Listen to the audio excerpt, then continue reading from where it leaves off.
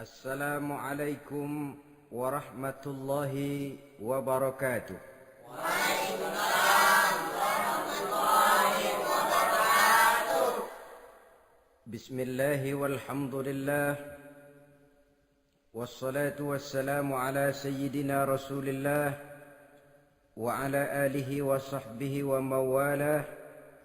La hawla wa la quwwata illa billah, amma ba'du.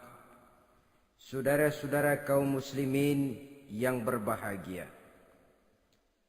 di dalam kehidupan ini kita senantiasa mengambil iktibar, contoh dan teladan dari orang-orang sebelum kita.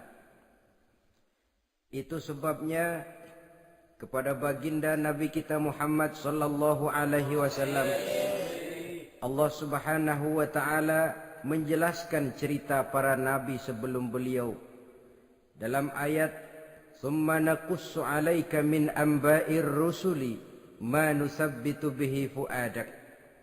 Demikianlah kami ceritakan kepadamu wahai Muhammad sebagian dari kisah para rasul-rasul sebelum kamu yang dengan itu akan memperkuat hatimu, meneguhkan keyakinanmu dan memantapkan pendirianmu. Inilah manfaatnya belajar dari sejarah. Jadi jangankan kita, baginda Nabi sendiri pun oleh Allah Subhanahu wa taala diceritakan sejarah para nabi sebelum beliau yang dimusuhi oleh umatnya, yang dicaci maki oleh kaumnya, yang terusir dari kampung halamannya, bahkan sampai ada yang terbunuh oleh umatnya. Itu seluruhnya merupakan iktibar manusabbitu bihi fu'adak, untuk memantapkan langkahmu, meneguhkan keyakinanmu dan menguatkan pendirianmu menghadapi perjuangan ini. Sehubungan dengan itu, pada pertemuan kali ini Al-Fakir ingin menyampaikan satu cuplikan kecil dari kehidupan seorang sahabat utama baginda Nabi, yaitu Sayyidina Umar ibn al-Khattab radhiyallahu anhu. Beliau adalah Umar bin Khattab bin Nufail bin Abdul Uzza dari suku Quraisy golongan Bani Adi. Perawakannya tinggi, kekar dan gagah, melambangkan sifatnya yang pemberani, tegas, dan tidak pernah kenal takut kepada siapapun. Sebelum mendapat hidayah, Umar bin Khattab termasuk orang yang berdiri di barisan orang-orang yang memusuhi umat Islam.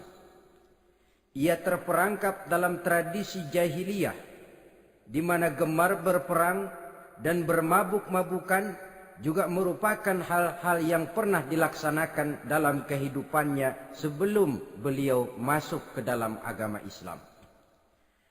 Oleh karena itu, dalam kehidupan beragama, hidayah merupakan sesuatu yang penting. Bagaimanapun banyaknya dosa dan kesalahan yang telah dilakukan oleh seseorang, tidak seharusnya menyebabkan ia putus asa dari rahmah Allah. Sebaliknya, bagaimanapun banyak kebajikan dan kebaikan yang sudah dikerjakannya, tidak perlu membuat dia besar hati, puas, bangga, apalagi menjadi lalai karenanya. Sebab kita belum tahu akan bagaimana ujung perjalanan dari kehidupan kita ini. Saudara-saudara, kisahnya pun masuk Islam merupakan peristiwa yang menarik. Pada satu hari dengan pedang terhunus, Umar bin Khattab menuju Darul Arqam, tempat di mana baginda Nabi biasa berkumpul dengan para sahabat. Melihat mukanya yang beringas, matanya yang nanar, orang sudah menyangka dan mengerti ini tentu akan terjadi pembunuhan. Dalam perjalanan menuju Darul Arqam, Umar bertemu dengan Nuaim bin Abdullah. Nuaim bertanya, "Ya Umar, mau kemana ente?" "Mau membunuh itu, si murtad itu," kata. "Si murtad yang mana?" "Yang mana lagi?" "Itu yang memecah belah kita, yang menghina berhala-berhala kita, yang menjelek-jelekkan nenek moyang dan keturunan kita. Siapa lagi kalau bukan Muhammad?" Kata Nuaim, "Umar, enggak salah. Tidak salah lagi." "Salah Umar." "Salah kenapa? Apa kamu enggak malu? Kamu mau pergi membunuh Muhammad, sementara adikmu sendiri Fatimah, dia sudah termasuk salah seorang pengikut Muhammad." Mendengar ini, muka yang memang tadinya sudah marah dan merah, tambah jadi kelabu. Bukan main mangkelnya Umar bin Khattab. Orang lain dia musuhi, orang lain dia kejar-kejar. Ini malah adiknya sendiri menjadi pengikut dari baginda Nabi. Tidak jadi menuju Darul Arqam, dia berangkat ke rumah adiknya Fatimah. Adapun di rumah Fatimah sedang berkumpul Fatimah, suaminya Sa'id bin Zaid, dan seorang sahabat Habbab ibnul Arad. Mereka sedang membaca Quran. Waktu itu Quran belum lagi dijilid macam sekarang, jadi masih merupakan suhuf atau lembaran-lembaran tercecer saja. Ketuk pintu. Ya tentu tidak assalamualaikum karena dia belum Islam. Tok, tok, tok. "Siapa di luar?" "Umar." Mendengar suaranya saja, ini sahabat yang namanya Habbab ibnul Arad sudah lari ke belakang pintu. Sambil komat kamit baca doa mohon diselamatkan oleh Allah. Adapun Fatimah yang sedang memegang suhuf, lembaran tulisan Quran itu, menyembunyikan suhuf itu di belakang bajunya. Umar masuk. "Fatimah." "Saya bang." "Apa benar berita yang saya dengar?" "Berita apa itu bang?" "Bahwa kau sudah masuk Islam." "Bang, andai kata Muhammad memang benar, bagaimana?" "Sudahlah jangan belit-belit, jawab saja kau masuk Islam benar atau tidak?" "Ya." Saudara hadirin, begitu dikatakan iya, tangannya langsung melayang, menampar muka adiknya ini, sehingga mengalir darah dari hidungnya. Suaminya Sa'id bin Zaid yang mencoba melindungi istrinya, dipegang lehernya, dibanting, diduduki dadanya.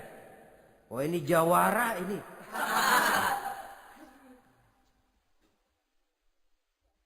Namun pada saat sedemikian, suara kebenaran terpantul dari mulut Fatimah, adik dari Umar bin Khattab ini. "Umar, apakah engkau memukul orang yang bersaksi bahwa tidak ada Tuhan melainkan Allah dan Muhammad Rasulullah? Apakah engkau menganiaya seseorang yang terpanggil untuk mengikuti kebenaran?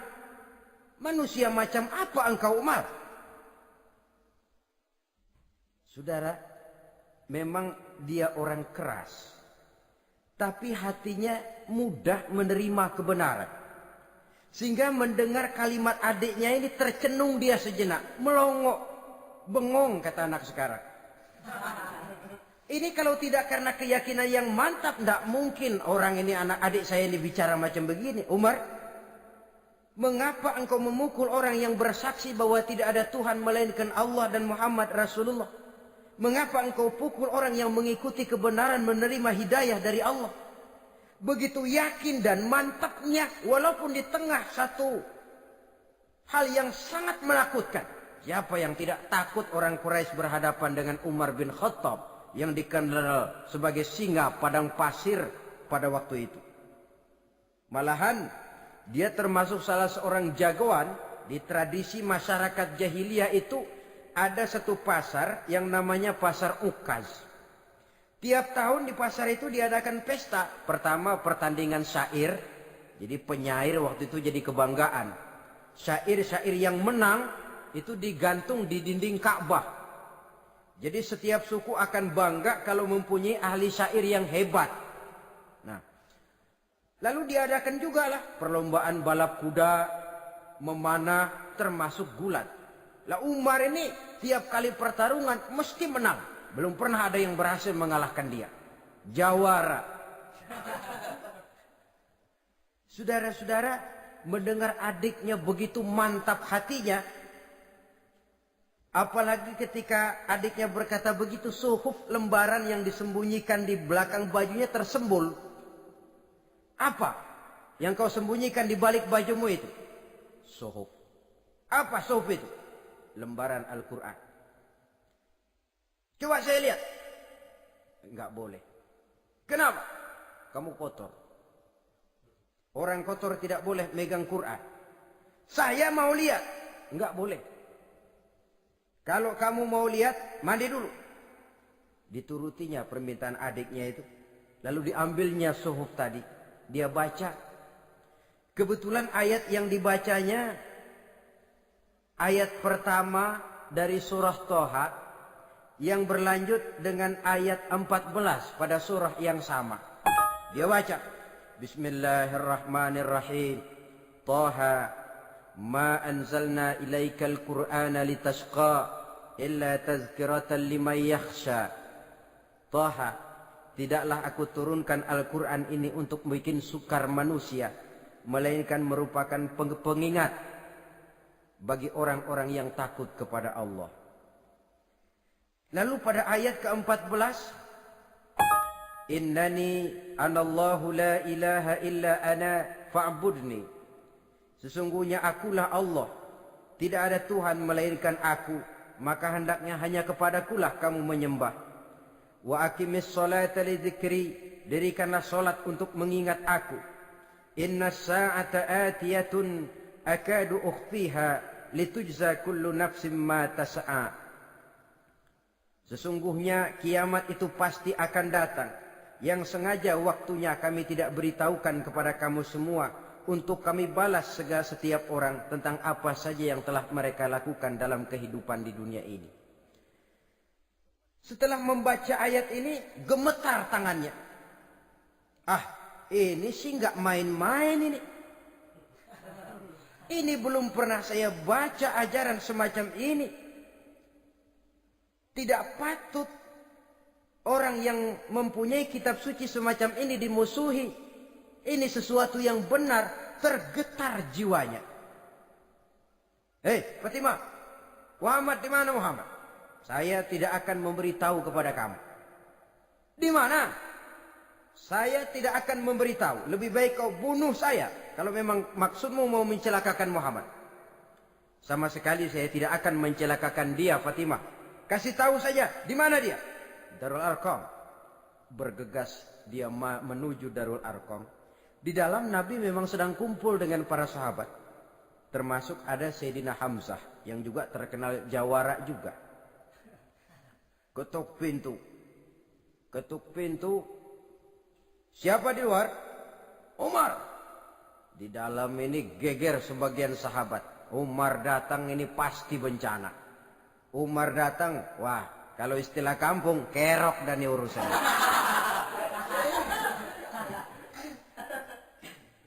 Tapi baginda Nabi menenangkan mereka. Tenang, mudah-mudahan ada hikmahnya.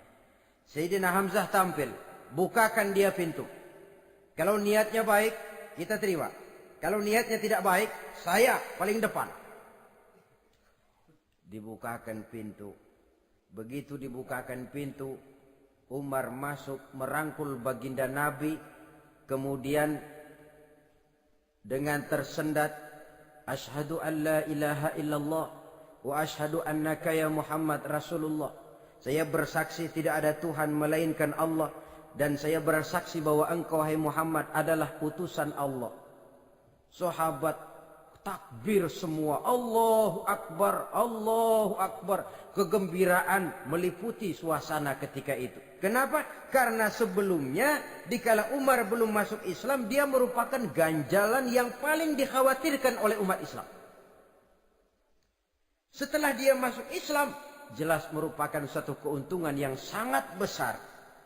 Dan dia tertarik kepada Islam bukan karena bujuk rayu orang, tidak karena diberikan harta, tidak karena diiming-iming oleh kedudukan tinggi, tapi karena kebenaran, hidayah menembus hatinya melalui wasilah ayat dalam surah Thaha yang dibacanya melalui suhuf yang dipegang oleh adiknya tadi. Sejak saat itu berubah 180 derajat Umar bin Khattab radhiyallahu anhu. Tetapi tetap dengan sifatnya keras, tegas, dan tidak pernah kenal takut kepada siapapun. Cuma kalau sebelum Islam, dia kerasnya kepada Islam. Setelah dia masuk Islam, muter arah. Kepada siapapun yang memusuhi Islam, dia bersikap keras, tegas, dan tidak pernah kenal takut. Bahkan setelah beliau masuk Islam, satu hari ketika di Darul Arqam kumpul-kumpul, waktu itu Nabi belum berdakwah secara terbuka karena pengikut masih sedikit. Sayyidina Umar usul, ya Rasul, ada apa Umar? Alasna alal haq fi mamatina wa mahyana. Ya Rasul, bukankah kita ini berdiri di atas sesuatu yang benar? Bukankah mati kita, hidup kita untuk melaksanakan sesuatu yang benar? Bala ya Umar, betul Umar. Wallazi nafsi biyadih, innakum la'alal haq in muttum wa in hiyitum. Demi Allah Umar, kata Nabi, sesungguhnya kamu dan kita semua berdiri di atas kebenaran, hidup ataupun mati. Setelah mendapat jawaban begini, Umar masuk kepada tujuan pembicaraannya. Izan ya Rasul, fafimal ihtifa. Kalau memang begitu ya Rasul, kalau memang kita yakin kita berdiri di atas kebenaran, kita hidup karena kebenaran, kita mati pun memperjuangkan kebenaran, fafimal ihtifa. Kenapa mesti ngumpet-ngumpet? Kenapa harus sembunyi-sembunyi? Wallazi ba'asaka bil haqq, demi Allah ya Rasul, la takhrujanna wa la nakhrujanna ma'ak. Tuhan harus keluar menyampaikan Islam ini secara terbuka, dan kami akan mendampingi Tuhan dengan segenap jiwa dan raga. Sekali masuk Islam gak tanggung-tanggung. Yang kayak begini ini yang kita perlukan sekarang ini. Begitu masuk Islam gak tanggung seluruhnya, jiwa dan raganya masuk Islam. Beliau yang pertama kali mengajukan ide, kenapa harus dakwah sembunyi ya Rasul? Wong kita berdiri di atas kebenaran, memperjuangkan sesuatu yang hak.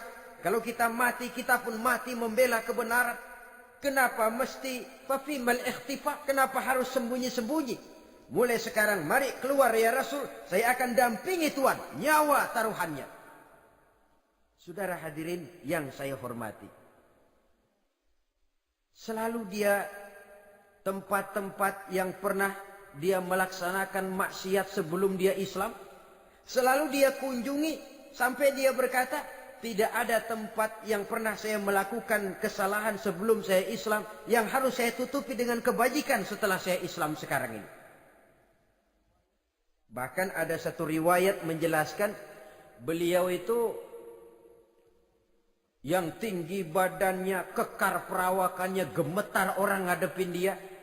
Tapi beliau sendiri sangat mudah gemetar kalau sudah mendengar ayat-ayat Allah. Sehingga ada satu riwayat menjelaskan Sayyidina Umar itu setelah masuk Islam, kalau sholat kadang-kadang bila menoleh ke kanan beliau senyum, bila menoleh ke kiri beliau menangis berurai air mata. Ada orang bertanya, ya Umar, kenapa menengok ke kanan kau senyum, ke kiri kau menangis? Itulah kalau saya ingat jahilnya saya sebelum Islam. Adapun bila saya menoleh ke arah sebelah kanan, saya tersenyum. Teringat betapa dulu saya membuat berhala dari korma. Saya tumpuk-tumpuk, saya susun begitu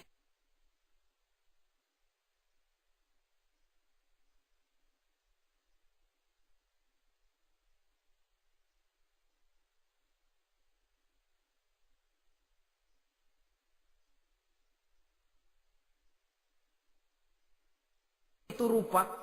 Setelah saya sembah, saya makan itu korma. Gagah betul saya waktu itu, sampai Tuhan pun saya makan.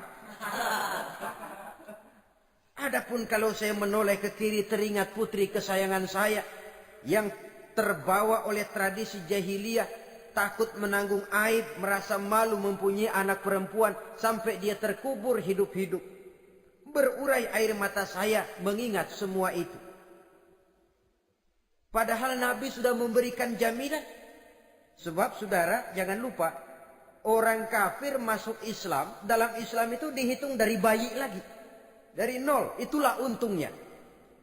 Jadi misalnya sudah 60 tahun, dari kecil sampai 60 tahun kafir. Umur 61 masuk Islam.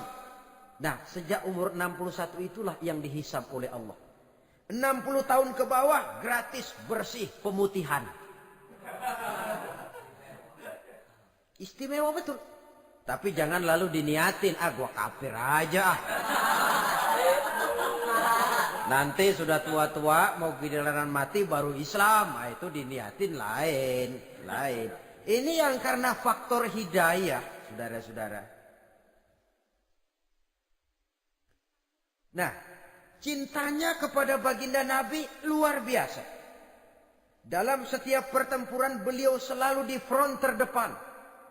Bahkan demikian cintanya sampai ketika hari di mana baginda Nabi wafat, saudara-saudara. Disampaikan berita wafat Nabi kepada Umarin. Ya Umar, baginda Nabi sudah wafat. Kamu ngomong apa? Baginda Nabi sudah wafat. Bukan sedih, nyabut pedang, keluar matanya melotot. Siapa yang bilang Muhammad mati, saya tabas batang lehernya. Begitu cintanya beliau kepada baginda Nabi, sampai-sampai nggak menerima kalau Nabi wafat. Taruhlah nggak bisa mati bersamaan, bolehlah mati beriring-iring saja barangkali maksudnya. Saudara-saudara, cabut pedang, kelayaban kemana-mana. Ayo, siapa ngomong Muhammad mati, saya tebas batang lehernya. Sampai bertemu dengan Sayyidina Umar, Sayyidina Abu Bakar. Di tempat orang banyak, Sayyidina Abu Bakar yang bijaksana ini pidato. Ayuhan nas, man kana ya'budu Muhammadan, fa inna Muhammadan qad mata. Wa man kana ya'budu Allah, fa inna Allah hayyun la yamut. Wahai manusia, barang siapa yang menyembah Muhammad, maka Muhammad sudah mati. Tetapi barang siapa yang menyembah Allah, Allah akan hidup selamanya dan tidak akan pernah mati. Mendengar pidato ini, Sayyidina Umar sadar bahwa sebenarnya yang tidak bisa mati itu cuma Allah. Bagaimanapun agungnya baginda Nabi, besarnya baginda Nabi, tinggi akhlak budi pekertinya Nabi, cintanya beliau kepada Nabi, Nabi manusia. Dan manusia harus mati. Kemudian dibacakan surah Ali Imran ayat 144. Wa ma Muhammadun illa rasul qad khalat min qablihi rusul afa immata aw qutilan qalabtum ala aqabikum. Muhammad tidak lain daripada manusia, telah datang kepadanya rasul. Apakah jika ia mati engkau kembali menjadi murtad atau mundur ke belakang? Mendengar ayat ini dibacakan, Sayyidina Umar sadar, berurai air matanya, menangis dalam kesedihannya. Ini cintanya yang demikian tinggi kepada baginda Rasulullah sallallahu alaihi wasallam. Begitulah seluruh kesalahan yang dia lakukan pada saat sebelum dia masuk Islam, berusaha dia tutupi dan dia tebus dengan segala kebaikan pengabdian, perbuatan soleh setelah dia masuk Islam. Sehingga diajarkan oleh baginda Nabi, ittaqillaha haitsu ma kunta wa atbi'i sayyi'atal hasanata tamhuha wa khaliqin nasa bi khuluqin hasanin. Bertakwalah kamu kepada Allah, kata Nabi, dimanapun saja kamu berada. Jadi takwa tidak kenal tempat. Dimanapun saja kamu berada, bertakwalah kepada Allah. Di rumah takwa, di pasar takwa, di kantor takwa, di tengah orang banyak takwa, pada waktu sendirian takwa. Ittaqillaha haitsu ma kunta. Bertakwalah kau kepada Allah dimanapun saja kamu berada. Jangan takwa pakai tempat. Di masjid takwa, di kantor nyolong. Itu tidak haitsu ma kunta. Yang diajarkan oleh Nabi, dimanapun kamu berada, bertakwalah kepada Allah. Wa atbi'i sayyi'atal hasanah tamhuha. Dan iringi perbuatanmu yang salah dengan kebaikan. Jadi kalau satu saat terselip kita berbuat salah, cepat iringi dengan kebaikan. Tamhuha, dengan harapan kebaikan yang kita kerjakan akan menutupi dosa yang terselip kita lakukan. Ngomongin orang, astagfirullahaladzim, banyak istighfar. Istighfarnya mudah-mudahan bisa nutupin dosa karena ngomongin orang. Tapi jangan lalu tambah sulap. Ngomongin orang istighfar, terus ngomongin lagi istighfar lagi. Itu tentu tidak bisa dengan cara begitu. Barangkali terselip pernah mengambil harta orang tanpa alasan yang hak, imbangi dengan rajin sedekah misalnya. Barangkali pernah menyakiti hati orang, imbangi dengan perbuatan yang bisa menyenangkan hati orang lain. Itu namanya mengiringi perbuatan yang bersifat salah dengan kebajikan. Ini yang dilakukan oleh Sayyidina Umar. Setiap pelosok hampir dia datangi. Tempat-tempat di mana dia pernah melakukan kesalahan sebelum Islam, di sana dia tegakkan kebajikan dan kebaikan. Kegagahannya, keperkasaannya, keberaniannya sepenuhnya bulat-bulat sudah diwakafkan untuk kepentingan Islam. Saudara hadirin yang saya hormati, diperlukan orang-orang yang punya keberanian macam Sayyidina Umar. Berani karena panggilan hidayah, bukan berani babi. Babi berani juga babi, cuman nyeruduk. Artinya berani yang tanpa pertimbangan. Berani yang tanpa pertimbangan pada akhirnya akan menyulitkan kita sendiri. Beliau gagah, beliau berani, beliau punya kekuatan, beliau punya wewenang. Dan itu dimanfaatkannya untuk menjadi backing baginda Nabi kita Muhammad sallallahu alaihi wasallam. La takhrujanna wa la nakhrujanna ma'ak ya Rasul. Ya Rasul, keluar, sampaikan dakwah secara terbuka. Saya akan mendampingi Tuhan. Jika ada yang ganggu Tuhan, saya paling depan. Backing yang mendampingi Rasul untuk menyampaikan risalah Islamiyah ini. Saudara hadirin yang saya hormati, wa khaliqin nasa bi khuluqin hasanin, kata Nabi. Dan pergaulilah manusia dengan akhlak yang baik. Karena dengan ini kau bisa mengambil hati orang. Dalam hadis lain katakan, innakum la tas'una an-nasa bi amwalikum walakin yas'uhum minkum bastul wajhi wa husnul khuluq. Kamu tidak akan bisa menyenangkan orang banyak dengan hartamu, tapi kamu bisa ambil hati mereka dengan budi pekerti yang luhur dan muka yang manis. Dengan harta belum tentu kita bisa menyenangkan semua orang. Tapi budi pekerti yang luhur, muka yang manis, itu yang akan bisa membuat kau menyenangkan orang banyak.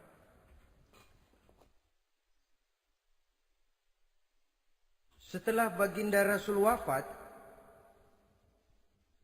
pernah ketika berkumpul, Sayyidina Abu Bakar berkata kepada Sayyidina Umar, "Ya Umar, saya baiat kamu untuk menjadi khalifah Jawab beliau, sayalah yang akan membaiat Tuan. Tapi Anda lebih utama dari saya Umar. Keutamaan saya akan saya berikan kepada Tuan untuk mendukung kekhalifahan Tuan. Di sini kelihatan wataknya yang tidak ambisius. Gagah, berani, perkasa, tapi tahu diri. Enggak nyelonong. Tidak menggunakan kekuasaannya, kegagahannya untuk maksud yang sewenang-wenang. Oleh karena itu setelah Sayyidina Abu Bakar wafat, beliau dilantik menjadi khalifah, keluarlah pidatonya yang terkenal. Ayuhan nas, inni qad wullitu alaikum walastu bi khairikum. Hai manusia, aku telah dipilih menjadi pemimpin kamu. Padahal aku bukanlah orang yang terbaik di antara kamu. Kalau tidaklah karena aku melihat keutamaan, keteguhan yang dapat melindungi kalian, berat rasanya aku memikul amanah ini. Sebab apa? Alangkah beratnya menunggu datangnya perhitungan di akhirat nanti terhadap Umar. Ini yang jadi motifnya memegang jabatan khalifah. Sungguh berat bagi Umar menunggu datangnya saat perhitungan. Sehingga seolah-olah kalau bisalah jadi Umar bin Khattab saja, jangan jadi khalifah kalau bisa. Tapi moya umat sudah kadang memilih. Sehingga benar kalau dalam satu hadis Nabi pernah mengajarkan jangan memberikan satu jabatan kepada orang yang memintanya. Sebab orang kalau sudah minta jabatan, apalagi pakai jilat-jilat, pakai upeti-upeti, tentu ada tendensinya. Ada batu di balik udang. Kalau udang di balik batu kan mungkin nggak kelihatan, tapi kalau batu di balik udang kelihatan betul itu. Ada maunya, ambisinya. Jangan memberikan satu jabatan kepada orang yang memintanya. Seakan di batinnya Sayyidina Umar menyesali. Kenapa Umar nggak jadi Umar saja, kok mau jadi khalifah gitu. Alangkah berat perhitungan buat saya di akhirat nanti. Nah, setelah jadi khalifah, sebagai satu iktibar, saya akan mencoba mengemukakan beberapa sifatnya yang menonjol untuk pelajaran buat kita semua. Pertama, sikapnya terhadap keluarganya setelah beliau menjadi khalifah. Kedudukan sebagai keluarga Umar bin Khattab bukan merupakan kedudukan istimewa. Itu ditanamkan betul kepada keluarganya. Jangan karena bapakmu khalifah, lalu mentang-mentang anak khalifah kau merasa dapat fasilitas, merasa bisa berbuat semau-maumu, kau harus punya tanggung jawab dan beban moral, memberikan contoh yang lebih baik kepada rakyat. Ini yang ditekankan kepada keluarganya. Kalau beliau mau mengeluarkan undang-undang, undang-undang itu lebih dahulu dibicarakan di tengah keluarganya, kumpul anak-anaknya, ini akan ada undang-undang begini. Siapa di antara kalian mau mentaati, persilakan, yang tidak pun persilakan. Tapi saya ingatkan, kalau ada dari keluarga Umar yang melanggar peraturan yang saya keluarkan ini, saya akan menghukumnya 2 kali lipat karena dia keluarga saya. Menghukumnya 2 kali lipat karena dia keluarga saya. Jadi bukan mentang-mentang anak babe, lalu kebal hukum. Tidak. Siapa yang di antara kalian melanggar peraturan ini, akan aku kenakan hukuman 2 kali lipat karena dia keluargaku. Nah, saudara hadirin yang saya hormati, lalu berwibawa. Dijaga betul keluarganya. Suatu hari beliau datang ke rumah putranya Abdullah bin Umar. Ketika masuk dilihatnya Abdullah bin Umar sedang makan daging. Makan daging. Merah muka Umar. Mentang-mentang anak khalifah ya. Mentang-mentang anak Amirul Mukminin ya, kamu makan daging. Lihat tuh rakyat kita masih banyak yang kelaparan, makan daging, makan roti keras. Padahal itu halal. Sesuatu yang diperoleh dengan usahanya sendiri. Tetapi begitu hati-hatinya Umar untuk menjaga pandangan orang. Keluarga khalifah merupakan beban moral sebab akan dijadikan contoh oleh rakyatnya. Mentang-mentang anak khalifah ya makan daging. Lihat tuh rakyat, roti keras digarotin.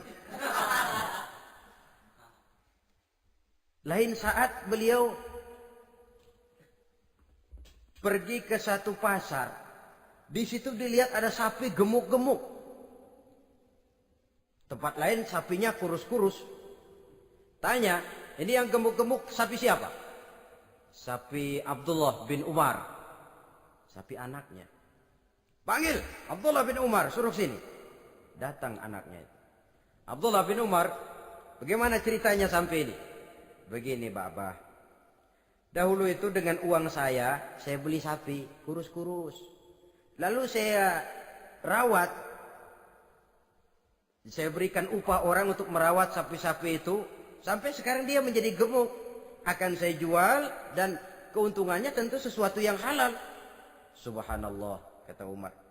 Kau ini anak Amirul Mukminin. Jual sapimu. Ambil modalnya, untungnya, masukkan baitul mal untuk urus kepentingan orang Islam. Dia nggak mau anaknya terlibat bisnis, ndompleng kekuasaan ayahnya. Karena mentang-mentang anak khalifah lalu segala macam bisnis lancar. Orang takut karena apa? Anak babe. Ada lagi. Pada waktu pembagian harta ghanimah, putri beliau yang namanya Hafsah, ini adalah istri baginda Nabi, meminta bagian.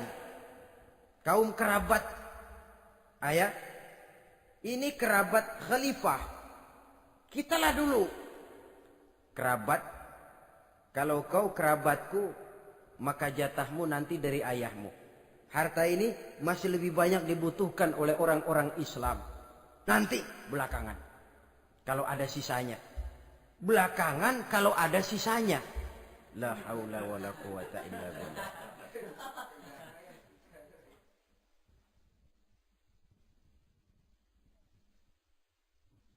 Saudara hadirin,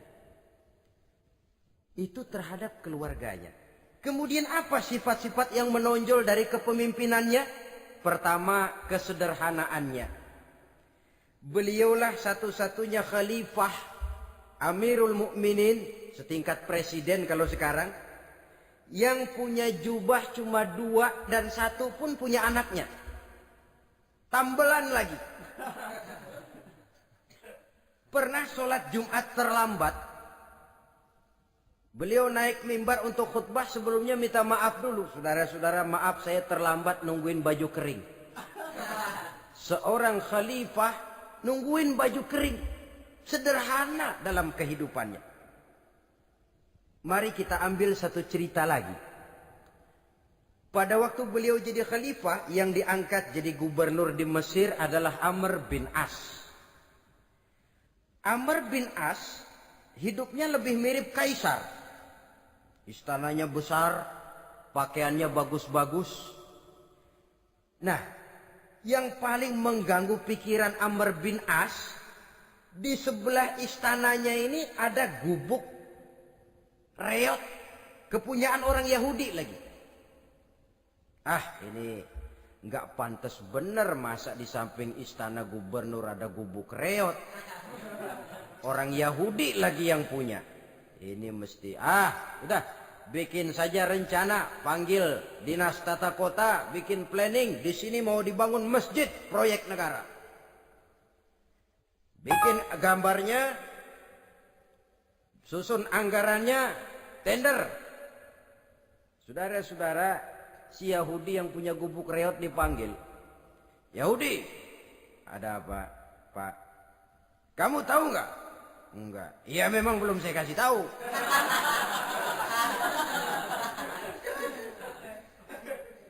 Ada apa, Pak? Itu kamu punya gubuk. Tahu, kena proyek. Proyek apa, Pak? Kami mau bangun masjid besar di situ.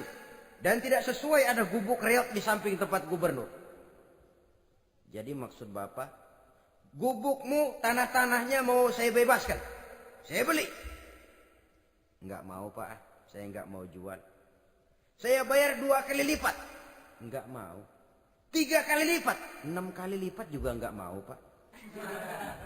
Saya dari muda peres keringat banting tulang cuma segitu-gitunya, Pak, tempat saya tinggal. Gubuk reot sama tanahnya sedikit. Makmur saya, Pak, cuma rumah sama sumur.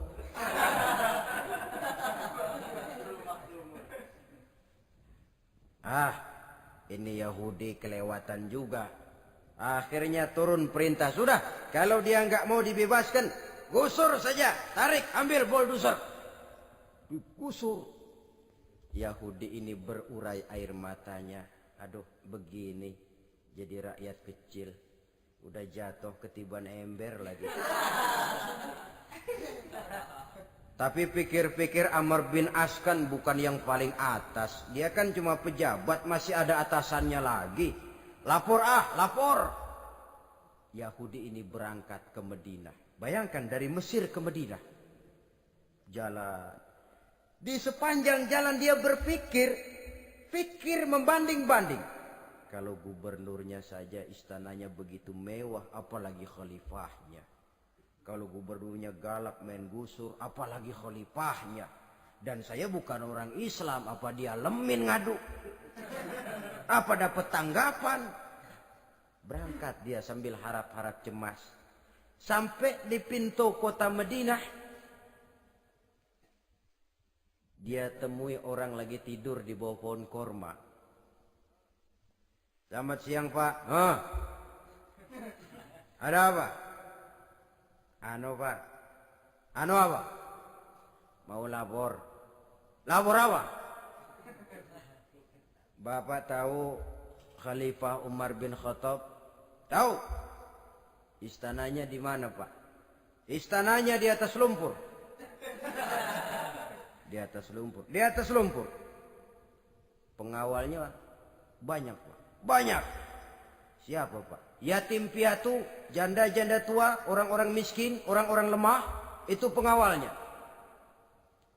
Pakaian kebesarannya apa sutra apa, Pak? Pakaian kebesarannya malu dan takwa. Saya nggak ngerti, Pak. Itulah Umar bin Khattab. Lalu orangnya sekarang di mana, Pak? Di depan ente. Rupanya yang dia tanya itulah orangnya. Gemeter Yahudi ini, keringat bercucuran. Coba, istananya di atas lumpur. Sebab beliau berprinsip, bagaimana saya bisa menghayati nasib rakyat kalau saya tidak merasakan apa yang mereka rasakan. Bagaimana saya nggak bisa tahu sakitnya lapar kalau saya belum pernah kelaparan. Itu prinsipnya. Istananya di atas lumpur. Para pengawalnya yatim piatu, janda-janda tua, orang-orang miskin, orang-orang lemah dan tidak mampu. Dan pakaian kebesarannya malu dan takwa. Kamu dari mana? Dari Mesir, Pak. Ada apa? Mau laporan gubernur Bapak di Mesir yang namanya Amr bin As. Kenapa? Main gusur aja, Pak. Ceritanya? Iya, dia mau bangun masjid. Kebetulan di areal itu saya punya tanah sama gubuk segitu-gitunya. Saya nggak mau dibeli, digusur, Pak. Saya mau mencari keadilan. Begini. Kamu lihat tempat sampah itu? Lihat. Di situ banyak tulang. Coba kamu ambil kemari satu. Tulang unta, bawa sini. Bingung Yahudi. Pak, saya kemari mau cari keadilan. Kalau tulang mah di Mesir juga banyak, Pak. Sudahlah, pokoknya kau ambil saja tulang itu. Dicoker-coker, dapat, dikasih. Tulang itu digaris lurus oleh Sidina Umar dengan ujung pedang. Red. Nah, kau bawa kepada Amr bin As. Makin bingung itu Yahudi. Suruh bawa tulang cuman digaris. Nanti saya ngomong apa, Pak? Sudahlah, kasih saja. Pulang dia. Sampai di Mesir. Tuan Gubernur, ada apa? Saya baru menghadap khalifah. Kemudian beliau sampaikan ini, dikasih tulang. Amr bin As ngelihat tulang ada goresan lurus dengan ujung pedang, gemetar, badannya keluar keringat dingin, panggil kepala proyek, "Hei, proyek batal, masjid nggak jadi didiriin, itu gubuk Yahudi diriin lagi." Ini Yahudi makin bengong. Ini gubernur dapat tulang doang segitu takutnya.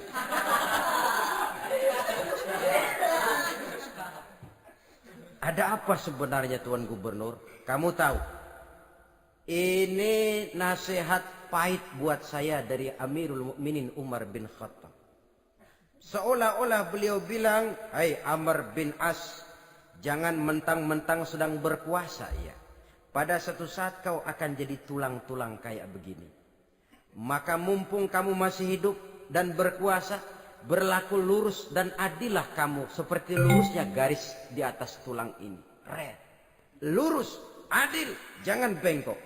Sebab kalau kamu bengkok, nanti aku yang luruskan pakai pedangku." Siapa yang nggak ngeper digituin? Sampai akhirnya apa? Kata si Yahudi, "Pak, kalau begitu Islam adil ya." Adil. Kalau gitu biarin dah Pak, tanah saya. Mau kamu jual? Bukan saya jual Pak, saya kasih aja dah. Campur gubuk-gubuknya, ambil aja dah.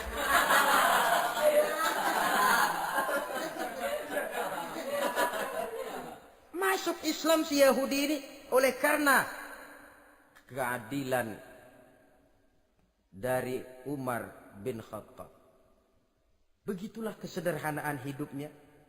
Sampai saudara, yang ironi betul,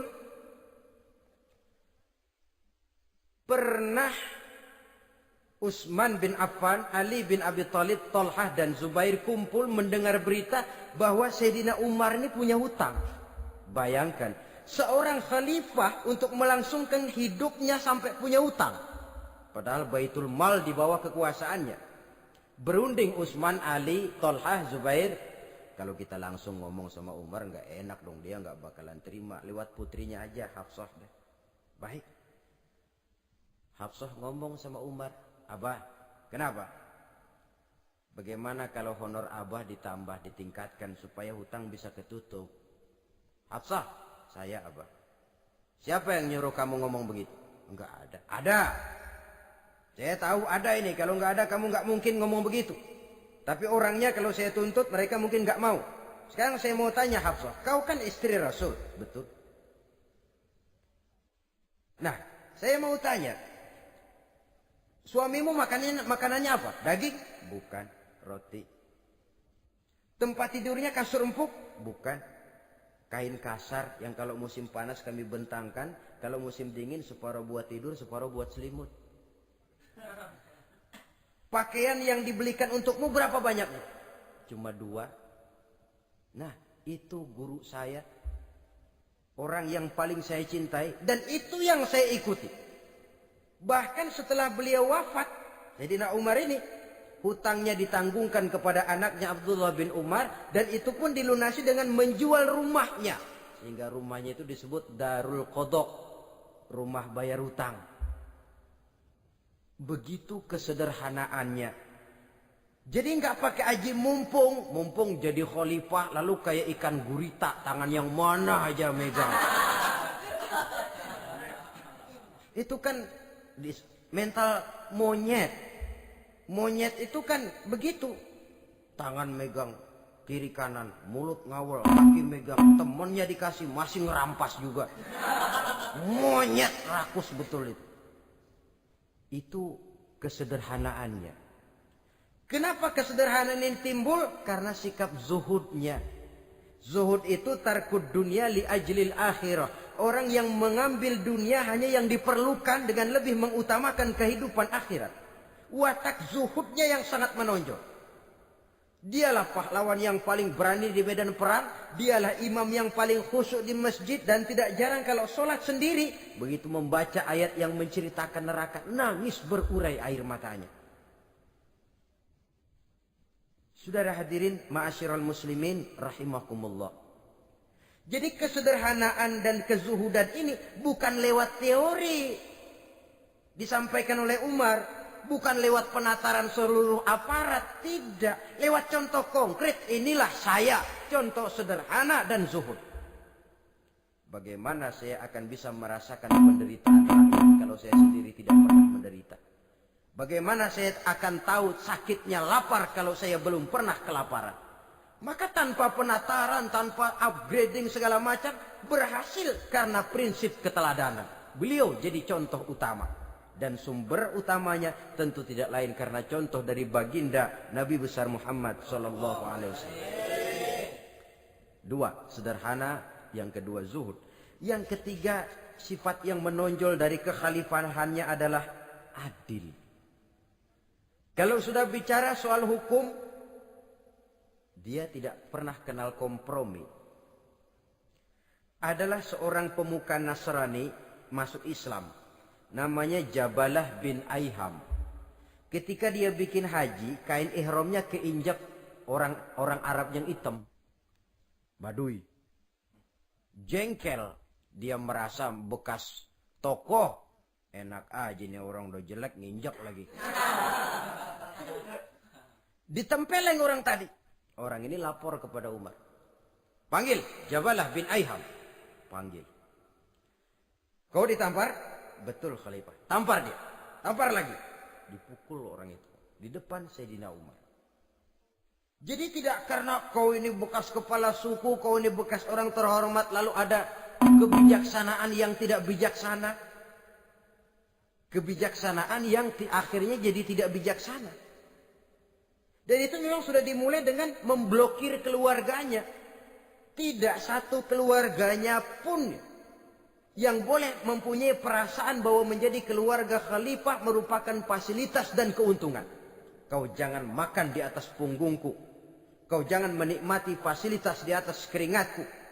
Dan tidak ada keinginan mewariskan jabatan khalifah kepada anak-anaknya. Pernah beliau musyawarah. Saya bingung. Kenapa khalifah? Gubernur Kufah ini sulit nyari orang. Diangkat yang lemah, rakyat ngeluh. Diangkat yang keras, rakyat juga ngeluh. Ada calon khalifah. Kalau ini mah nggak salah lagi nih buat gubernur Kufah. Siapa? Abdullah bin Umar. Anak beliau sendiri. Melotot matanya. Jangan macam-macam kau. Cukup satu orang Umar memegang jabatan ini. Kalau berhasil, kami keluarga Umar sudah merasakannya. Kalau gagal, cukup kegagalan seorang Umar. Tidak berusaha mengorbitkan anaknya. Wah, anak babeh diangkat jadi jadi tidak, malah diblokir, cari yang lain. Tapi Abdullah bin Umar cukup syarat ya khalifah, dia orang bertakwa dan soleh. Yang takwa dan soleh bukan cuma anak Umar, anak orang lain juga banyak yang takwa dan soleh. Itu prinsipnya. Sehingga ketegasannya ini membuat orang jadi sungkan. Dan tidak seorang pun berani kirim-kirim upeti hadiah. Pernah itu ada pejabat dari Azerbaijan kirim makanan, kue, mending apa? Kue. Gitu dicicipi enak. Enak juga ya kue ini. Enak khalifah. Ini di sana apa makan rakyat biasa? Bukan, ini makanan orang-orang VIP. Nah, dibungkus lagi itu kue. Dibungkus. Ontamu mana? Di luar. Ambil, bawa pulang, serahkan lagi kepada gubernur di sana. Kasih tahu salam dari Umar bin Khattab. Kenyangkan dulu rakyat dengan makanan seperti ini. Kita belakangan. Jadi kalau rakyat lapar, saya orang pertama yang akan merasakan kelaparan. Tapi kalau rakyat makmur, biarlah saya menjadi orang terakhir yang kenyang. Kan bagus prinsip itu. Jikalau rakyat kelaparan, saya akan jadi orang pertama yang merasakan lapar. Tapi kalau rakyat makmur, biar saya jadi orang terakhir yang kenyang. Jangan dibalik. Pada saat rakyat kelaparan, dia kekenyangan. Dan selanjutnya, sikap keadilannya ini, saudara-saudara, menyebabkan hukum lalu jadi berwibawa. Pernah beliau jalan-jalan di lorong kota Madinah, di tempat yang namanya Harah bersama Aslam. Ada ibu-ibu, anaknya nangis. Lapar ma, sabar dikit lagi matang katanya. Emang tuh ibu lagi ngerebus, bunyi air ngegulak, luguk. Umar lihati dari jauh, belum juga matang. Nih anak dari nangis, lapar, sampai capek nangis, sampai tidur. Anak tidur, Umar samperin, Bu, yang masak apa sih kok nggak bisa matang? Saya nggak masak apa-apa Tuan. Itu pating kerubuk apa? Ketika dibuka ya cuma air saja. Subhanallah, ibu sudah ngebohongi anak ibu sendiri. Habis harus bagaimana Tuan? Saya sudah nggak punya makanan untuk dimasak. Sementara perut nggak kenal kompromi. Jalan satu-satunya ya terpaksa anak saya bohongi. Saya bilang sebentar lagi matang sampai dia tidur sekarang ini. Memangnya Khalifah Umar gimana sih ngurusi rakyat? Subhanallah, dia orang zalim. Dia yang memegang urusan kami, tapi dia nggak tahu nasib saya. Anak kelaparan, keluarga terlantar. Oh begitu. Iya, zalim betul Umar bin Khattab itu. Kalau begitu ibu tunggu sebentar. Dia pulang bersama Aslam menuju Baitul Mal. Dia ambil tepung 1 karung, dipikul sendiri. Dipikul sendiri, kata Aslam, ya Khalifah biar saya yang bawa. Jangan. Kenapa Khalifah? Apa kau kira kau sanggup mikul dosa saya di akhirat nanti? Biar saya yang mikul sendiri. Dia bawa ke tempat tuh ibu-ibu.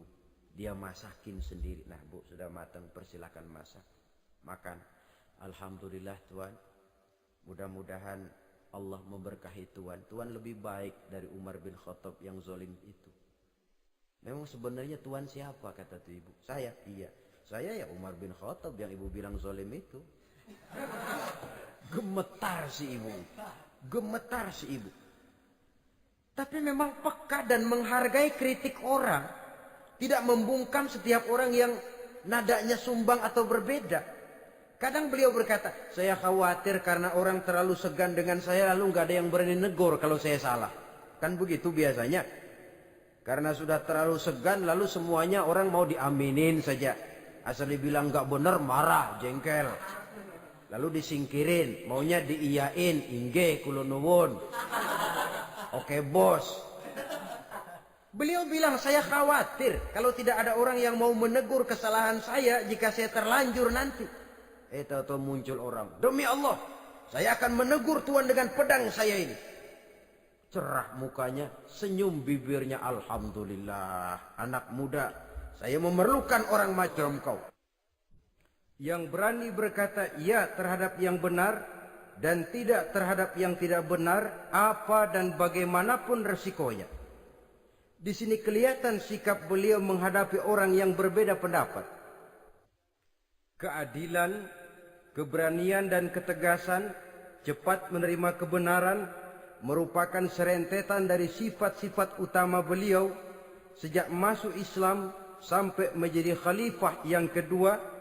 Bahkan dengan jasa beliau, Islam kemudian tersebar, menembus dinding Jazirah Arabia, memasuki Bizantium dan Persia, sehingga beliau juga dikenal sebagai periode Al-Futuhat Al-Islamiyah. Nah, saudara-saudara, inilah cuplikan kecil dari kehidupan seorang agung dan besar yang memang sangat terbatas kata-kata untuk melukiskan kebesaran itu. Namun yang secuplik ini mudah-mudahan menjadi sumbangan moral dalam rangka kita memperbaiki diri menuju kehidupan yang lebih baik. Terima kasih banyak atas segala perhatian. Mohon maaf atas segala kekurangan. Usikum wa nafsi bitaqwallah. Wassalamualaikum warahmatullahi wabarakatuh.